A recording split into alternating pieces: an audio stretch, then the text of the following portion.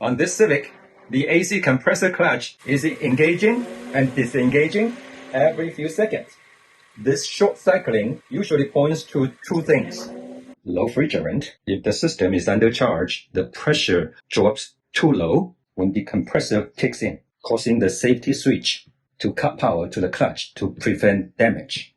Or, in cooler weather, the AC system has less heat to remove from cabin. The evaporator reaches its target temperature much faster, leading to the computer to cycle the compressor off. But this is unlikely the case here, because we have a higher temperature today, a beautiful weather, and it's almost 100 degrees Fahrenheit in the cabin. To confirm this, we're using Kingbolen Ediag Elite. This is a powerful yet budget-friendly tool. I have been using it in the garage for many projects, and I have to say, it's amazing, except of course for the scanning speed, which is acceptable at this price. Today, I'm using it to monitor the AC pressure and clutch status, but it's a powerful bidirectional tool with full system diagnostic, so you can use it virtually on any vehicle to scan every single module on the car. So it's a great tool to have, and I'm going to link to the product in the description below.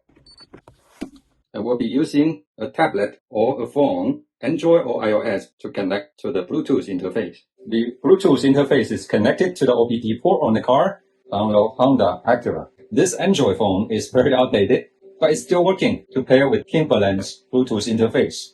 Now, Honda module has been installed. There are codes in the ABS and tire pressure sensors.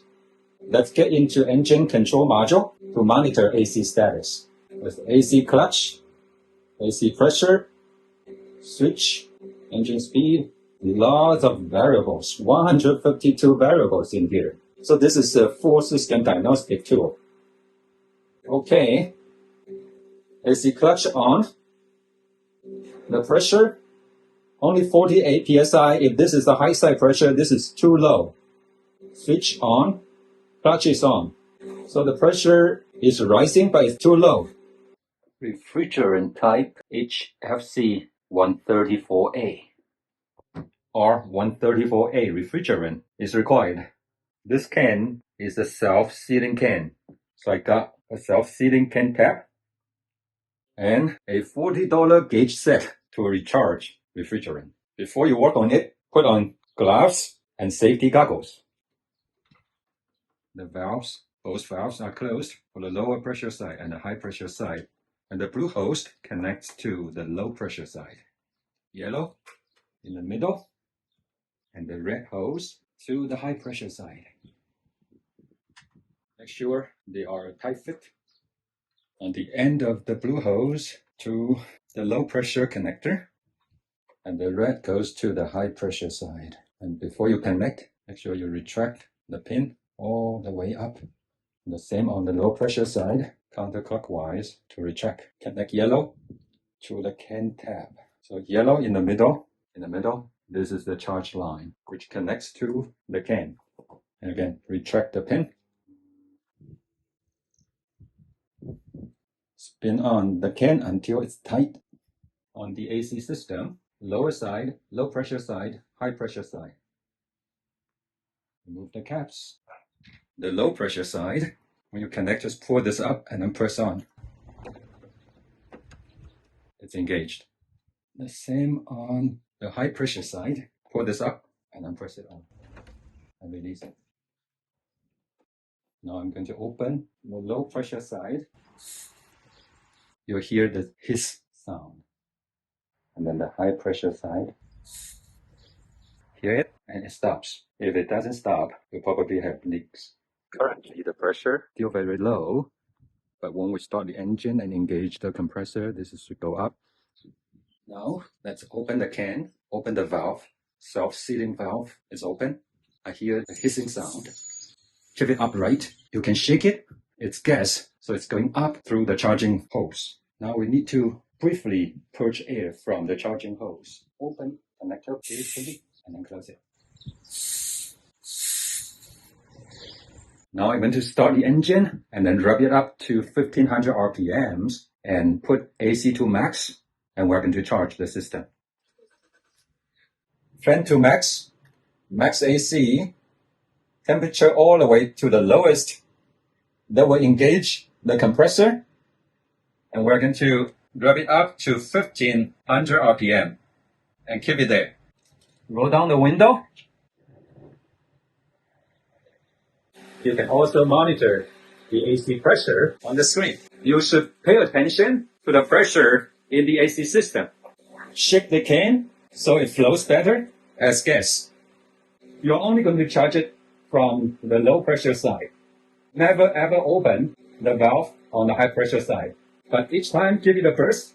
I can keep doing this for 10-15 seconds.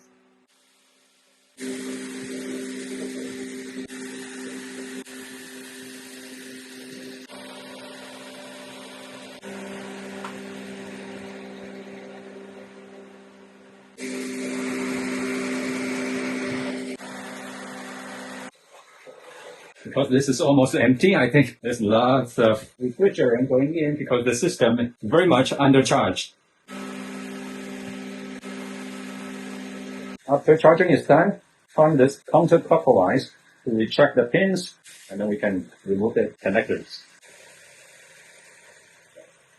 The AC pressure looks much better. Right now the temperature is about 70 Fahrenheit, and this is closer to what healthy high side pressure should be. And finally, it's going down. The air from the vent is cold again.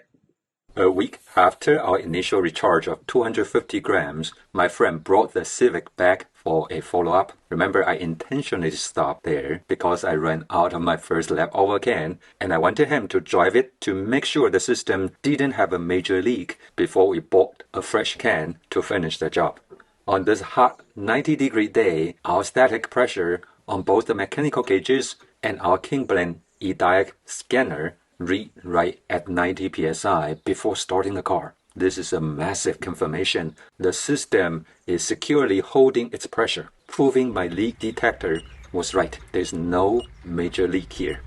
Since we knew it was safe to proceed, we went ahead to charge an additional 100 grams from a fresh can, bringing our total added refrigerant to 350 grams. But watch what happens to the gauges when we rev the engine up to 2000 RPM under max load. The high side climbs to nearly 200 psi, but the low side plunges and stays stuck well below 20 psi. This specific behavior points to a minor internal restriction, specifically at the thermal expansion valve. The valve is likely stuck partially closed, acting as a bottleneck. The compressor is pulling a massive suction, but the refrigerant cannot flow through the valve fast enough to fully evaporate and cool down the air. When we let go of the gas pedal and return to idle, the pressures settle safely at 35 psi on the low side and just above 150 psi on the high side. Given our baseline estimate that the car originally had less than 100 grams of vapor left, adding our total of 350 grams puts us right around the factory capacity limit of 425 grams. Our final vent temperature dropped just below 60 degrees Fahrenheit. While it's not ice cold due to that minor valve restriction slowing down evaporation, calling it a day here was the safest choice. Pushing more refrigerant into a restricted system will not make it colder. It will only overcharge the high side and risk killing the compressor entirely. Remember, sometimes a little less is much safer. Work smart. Don't chase the numbers blindly.